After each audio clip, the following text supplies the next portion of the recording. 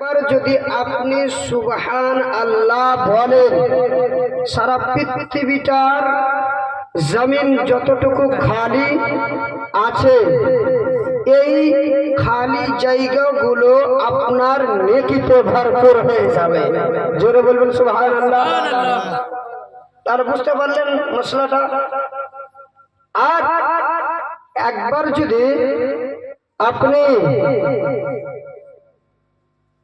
আলহামদুলিল্লাহ বলেন, তো আসমানের নিচে জমিনের উপরে যেগুলো ফাঁকা জায়গা রয়েছে এগুলো আপনার জন্য আলহামদুলিল্লাহ বলার কারণে পূর্ণ হয়ে যাবে। জোরে বলবেন তো আলহামদুলিল্লাহি রাব্বিল আলামিন। একবার আল্লাহু আকবার যদি বলে দেন তাহলে সারা পৃথিবীটা ফাঁকা রয়েছে। কত বড় আপনার পৃথিবীটা আছে, সারা আসমানটা কত দূর জায়গা থেকে নিয়ে আছে।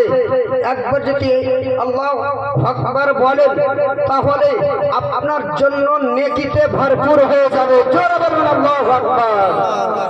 তাহলে বুঝা গেল।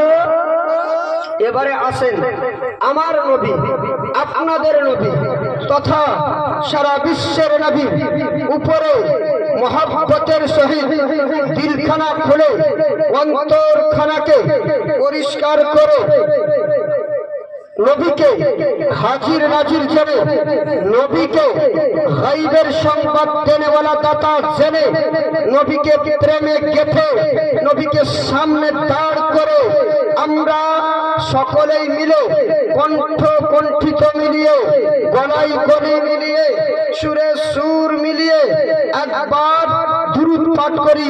আল্লাহুম্মা সাল্লি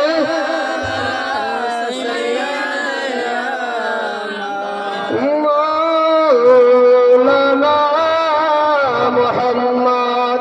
ए भाई इधर आ जाइए, इधर आइए, बैठ जाइए, अंदर में बैठिए, इधर आ जाओ। माँ बंदर को दिखे बसार जाएगा दाओ। मौलाना